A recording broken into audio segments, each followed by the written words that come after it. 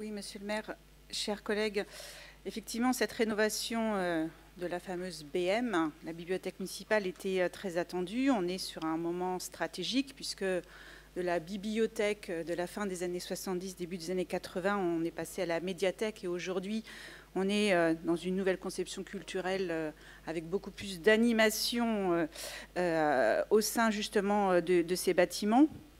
Combien de petits angevins gardent le souvenir ému de l'odeur de la vieille moquette et de la vieille fausse cheminée au deuxième étage. Et voilà, j'espère que cette jeunesse aura d'autres lieux plus sympathiques. Mais il faut dire aussi la formidable programmation en concert, en rencontre, en exposition, et que ce lieu pourra aussi mettre en avant quelque chose qui est très souvent méconnu, c'est la richesse patrimoniale de la bibliothèque municipale. Enfin maintenant, on devrait dire de la médiathèque.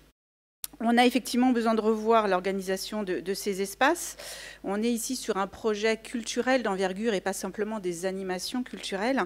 Et donc, nous sommes vraiment ravis de ce choix qui fait l'unanimité.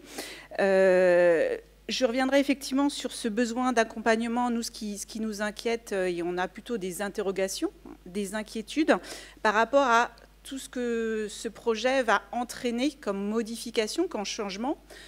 On a donc une reconnaissance des équipes. Moi, je salue le travail des équipes, alors que l'équipe de direction fonctionne avec 2 membres sur 3 depuis près d'1 an, que le recrutement de la 3e personne au sein de l'équipe n'est toujours pas fait. Et donc, on espère que cette 3e personne pourra s'intégrer dans ce projet qui est déjà lancé depuis près d'1 an.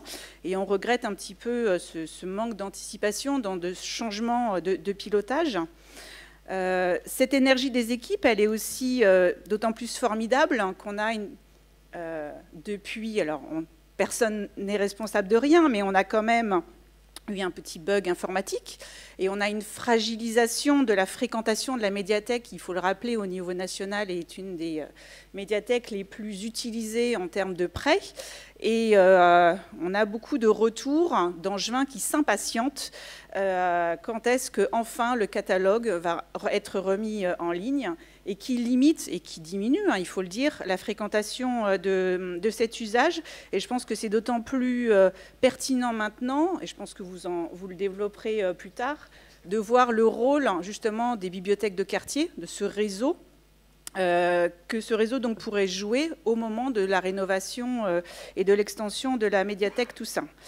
Enfin, le 3e point, on pourrait dire, d'inquiétude et d'interrogation, c'est comment justement dans ce moment de transition qui doit permettre de renforcer un service public de proximité culturelle, ne pas fragiliser un autre service de proximité culturelle qu'est l'Institut municipal. On a entendu beaucoup d'inquiétudes de la part justement des usagers.